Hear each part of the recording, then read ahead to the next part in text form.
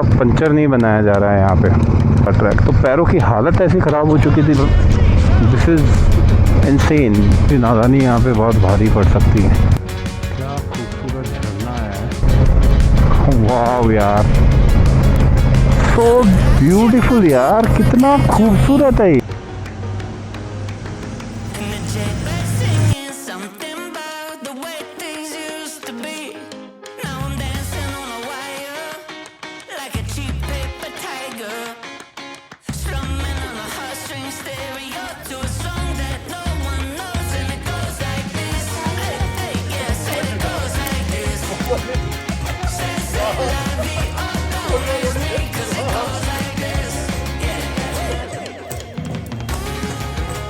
यूला खास पीछे छूट चुका है और अब सफ़र शुरू होता है उन पहाड़ों के बीच जहाँ रास्ते सिर्फ मंजिल तक नहीं ले जाते, हर मोड़ एक नई कहानी सुनाता है। सामने है नाको गांव, एक छोटा सा गांव, लेकिन वहाँ तक जाने वाले रास्ते शायद ज़िंदगी की सबसे खूबसूरत याद बन के। यूला खास गांव से यूलाकांडा कृष्ण दर्शन करने के बाद 2 दिन की ट्रैकिंग के बाद we have just left from the यूला खास गांव एंड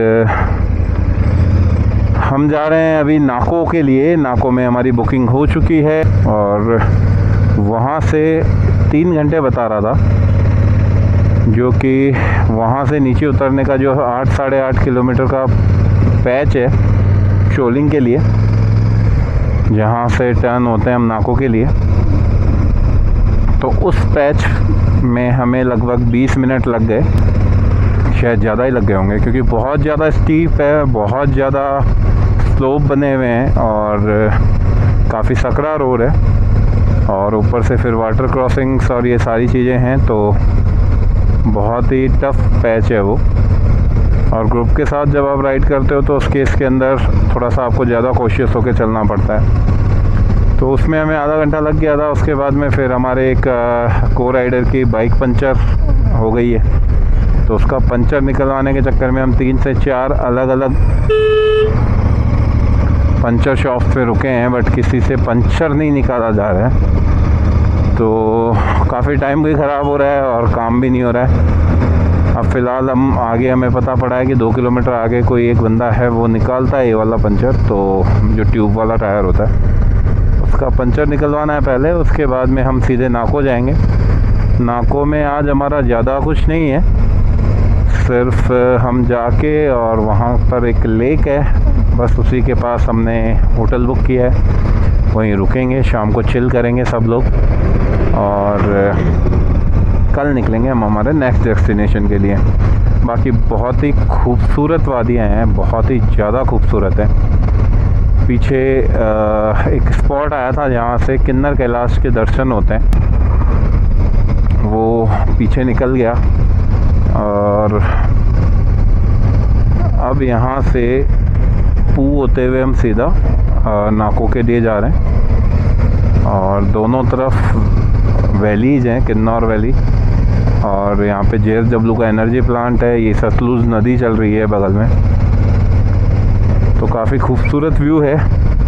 और स्पीति वैली अपने ऐसे ही व्यूज़ के लिए जाना जाता है, जो बहुत ही खूबसूरत एट द सेम टाइम बहुत ही ख़तरनाक भी है, क्योंकि किन्नौर वाली वैली के अंदर पूरे 12 मंथ तक यहाँ पे स्टोन प्लेंटिंग और लैंडस्लाइड छोटे मोटे होते रहते हैं, तो ख़तरनाक भी उतनी ही है, हद होती है। किसी से ट्यूब वाला पंचर नहीं बनाया जा रहा है यहाँ पे। इतने सारे मैकेनिक हैं, इतनी सारी जगह है, लेकिन कहीं पे भी ट्यूब वाला पंचर नहीं बनाया जा रहा है लोगों से। अक्पा स्पिलो, अब यहाँ से 94 किलोमीटर बचा है। और हम लोगों का हुआ क्या ना, 2 दिन का जो ट्रैकिंग था हमारा अपना यूलाकांडा कृष्ण टेम्पल का, वो इतना ज़्यादा टफ है यार। आते वक्त हुआ क्या कि ऊपर का जो ट्रैक है लास्ट का 4 किलोमीटर का, वो बहुत टफ होता है। तो हम पहले दिन जाके वहाँ पे ऊपर बेस कैंप पे कैंपिंग होती है, वहाँ पे कैंप पे रुके वहाँ पे प्रॉपर पहले तो नींद नहीं है। उसके बाद में 4 किलोमीटर का ट्रैक जो है वो बहुत ज़्यादा ख़तरनाक है, और उसके अलावा फिर 4 किलोमीटर उसी ट्रैक पे उतरना होता है। उसके बाद 8 किलोमीटर आपको नीचे आना होता है, तो टोटल 16 किलोमीटर का ट्रैक उतरना होता है, चढ़ना और उतरना होता है। और एक दिन पहले 8 किलोमीटर का ट्रैक, तो पैरों की हालत ऐसी ख़राब हो चुकी थी ना, मैं आपको बता नहीं सकता। एक एक नस पैर की दर्द कर रही थी। लास्ट के 2-3 किलोमीटर हम लोग जब उतरे तो वो बहुत अंधेरे में था, बहुत अंधेरे में, बल्कि शायद 5 किलोमीटर ही पूरा अंधेरे में था। और हमारे पैर जवाब दे चुके थे, हम घिसते घिसते पैरों को लेके नीचे आए। रात को ऐसी हालत हो चुकी थी कि सोने को मतलब कोशिश कर रहे थे, बट नींद नहीं आ रही थी। तो ये सब हुआ और किया हमने ट्रैक। बट हाँ, हम वो करके आए हैं जो शायद दोबारा कोई करेगा नहीं करेगा पता नहीं, बट दिस इज़ इनसेन। मैं स्पेशली इतनी देर तक वहाँ बैठ के अपने जितने अंदर के दर्द थे, तकलीफ़ थी, जितनी गलतियाँ थी, सब वहाँ उकेर दी आए हैं। और बहुत ही खूबसूरत व्यू था, इतना खूबसूरत व्यू, उनको लगा शायद ऊपर वाला रास्ता है। अब थोड़ा स्पीड बढ़ा देनी चाहिए। तो अब अपन निकलते हैं नाकों के लिए, क्योंकि ऑलरेडी 3 बज चुके हैं, बहुत लेट निकले हैं, हालत ख़राब थी कल।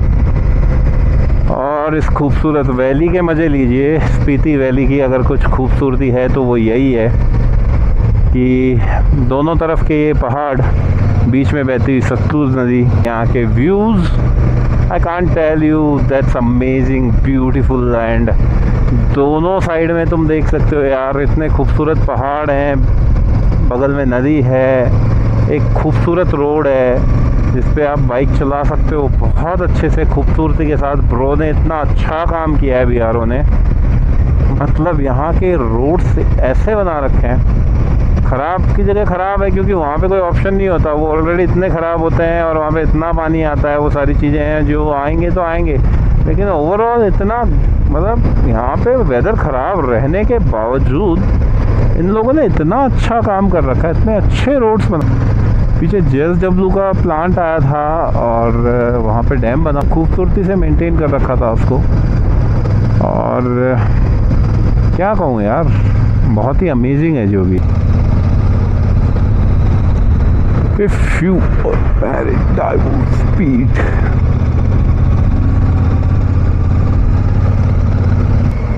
warning, slide prone area, please be carefully and drive slow.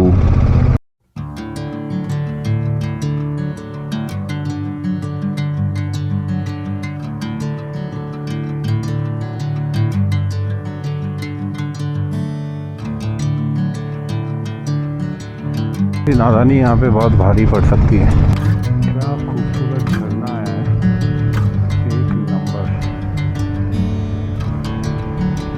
The rock chick cafe.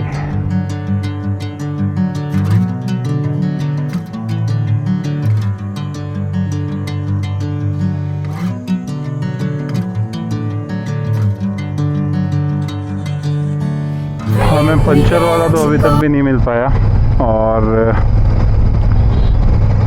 हमारा लगभग आधा घंटा ख़राब हो गया यहाँ पे। ख़राब नहीं, चाय का ब्रेक भी ले लिया हमने वहाँ पे और थोड़ा सा रिलैक्स भी हो गए। तो अब हम कंटिन्यूसली 68 किलोमीटर्स खींचने की कोशिश करेंगे। अगर हमारे को राइडर की यानी कमल जी की बाइक का हवा अगर बीच में पूरी तरह नहीं निकल जाता है तो हम कवर कर लेंगे इसको अभी लगभग 1 घंटा 28 मिनट में। और बहुत पानी आ रहा है यार। सतलुज नदी प्रकृति का एक अलग ही रूप है नदियों का।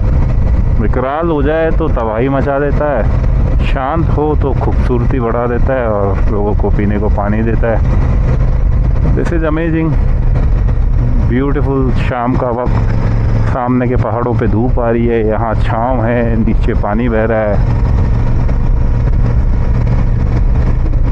3-4 दिन से नेटवर्क नहीं था फ़ोन में, तो इतनी शांति थी, और जब से नेटवर्क आया है लगातार phone. So is beautiful. These are my co-riders and this is Dhirendra, marshal of my team. This is the cliff, a beautiful cliff, the identification of the Kinnaur on the way of Nako. Look how beautifully it's made by the BRO. So beautiful, so beautiful. Wow यार, so beautiful यार, कितना खूबसूरत है। कभी कभी ऐसा लगने लगता है यार मैं राइड क्यों करता हूँ, पर जब ये मोमेंट्स आते हैं ना तो मेरे को पता चलता है कि मैं राइड क्यों करता हूँ, मुझे खुद पता चलता है।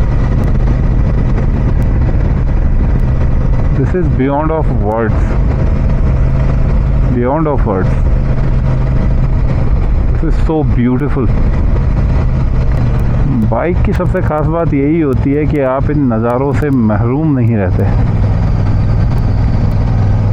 आप जब चाहो रुक के इन नज़ारों को निहार सकते हो, आप इनको कैप्चर कर सकते हो। हमारा भारत कितना खूबसूरत है उसे देख सकते हो। ये हमारे बहुत ही नॉटी वाले राइडर जो अक्सर इस तरीके के काम करते ही रहते हैं हमारी राइड्स के ड्यूरेशन में, अपने पहाड़ पे राइड करते हैं क्योंकि बाइक तो इसे कह ही नहीं सकते।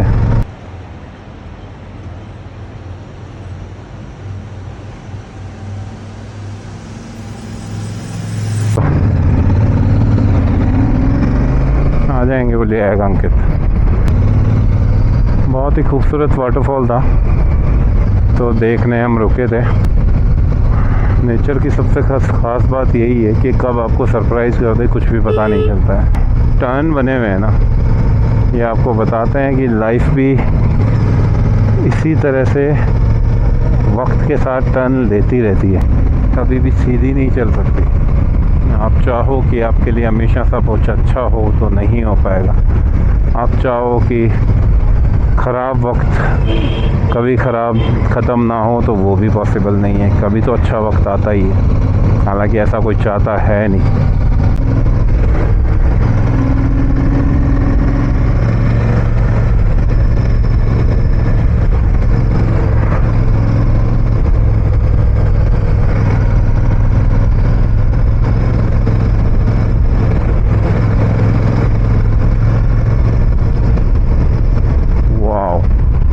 What a view! HRCT की बस। These cliffs are the identification of the Kinnaur and Spiti Valley. You are seeing them where we are. This is what I was telling you about. Spiti Valley. The most beautiful thing I ever seen. ऐसी पहाड़ियों के बीच बना हुआ एक खूबसूरत road. क्या हुआ?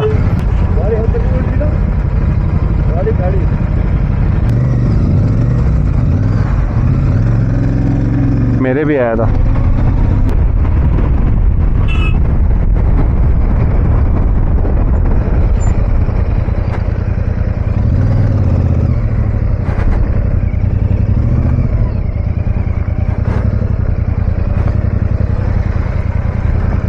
इस पत्थर की वजह से दो गाड़ियां हमारी गिरती गिरती बची, एक तो मेरी खुद की और एक मेरे को राइडर की बहुत बुरी तरह से, तो उसी को हटाने आया हूँ ताकि किसी और को। What amazing bridge, load capacity 40 ton at the same time, speed limit 20 km/h। दुख के कर लीजिए, क्या ब्रिज बनाया है यार BRO ने, my God. You can see the work of BRO। BRO is something really amazing. What a bridge. और इन लोगों की मेहनत का तो क्या ही कहना, दिन रात लगे रहते हैं धूप में, ज़रा सा कोई लैंडस्लाइड होता है तुरंत दौड़ के आते हैं, इस काम को ख़त्म करते हैं ताकि हम लोग पास कर सकें। इस तरह से सैल्यूट है भाई इन लोगों के काम को, मेहनत को।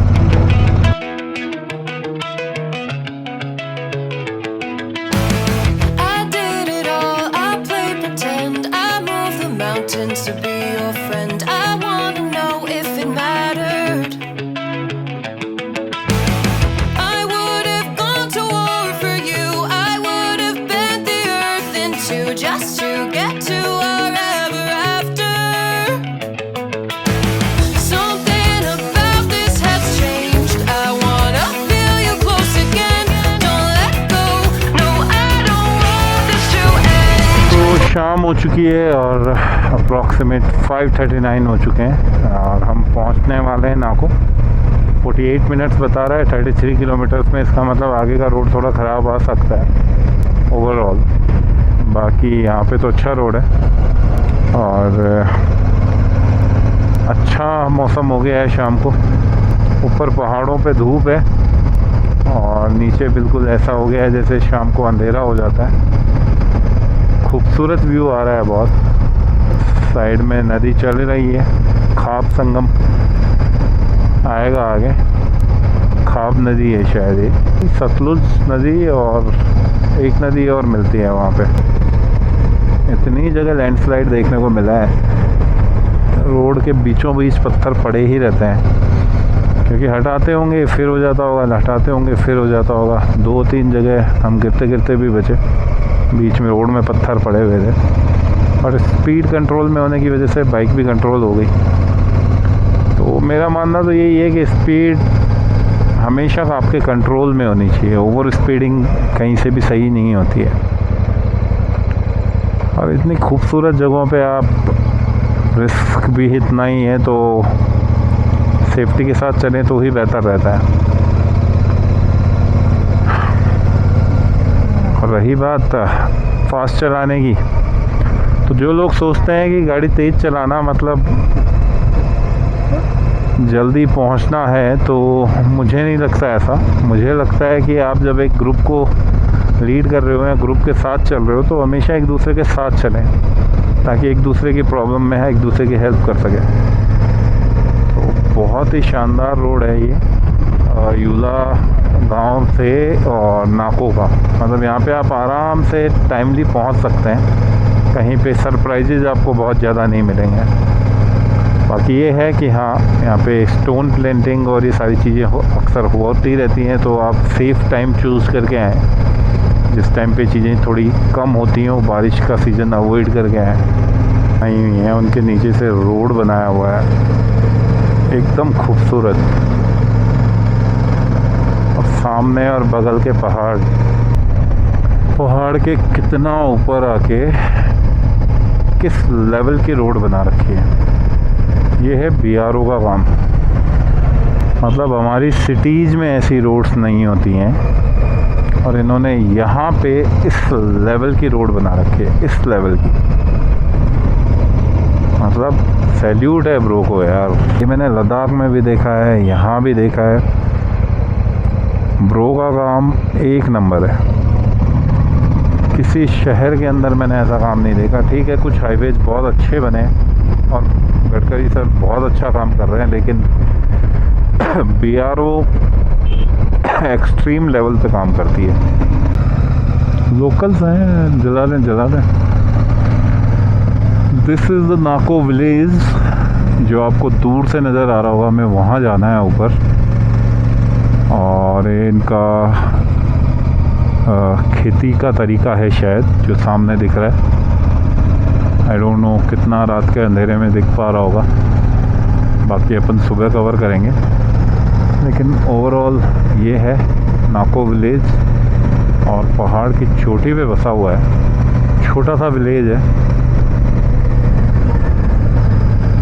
बट दूर से देखने पे बहुत ही खूबसूरत नज़र आता है। ओके, एवरीबडी इज शाउटिंग,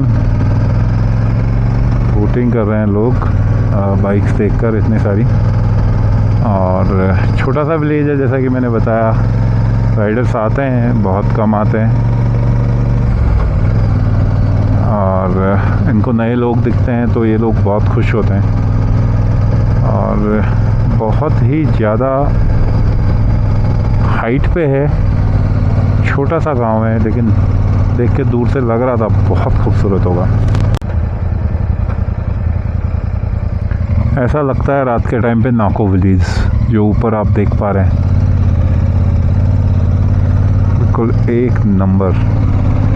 और सामने ये चंदा मामा पहाड़ों के बीच से अपनी खूबसूरती बिखेरते हुए।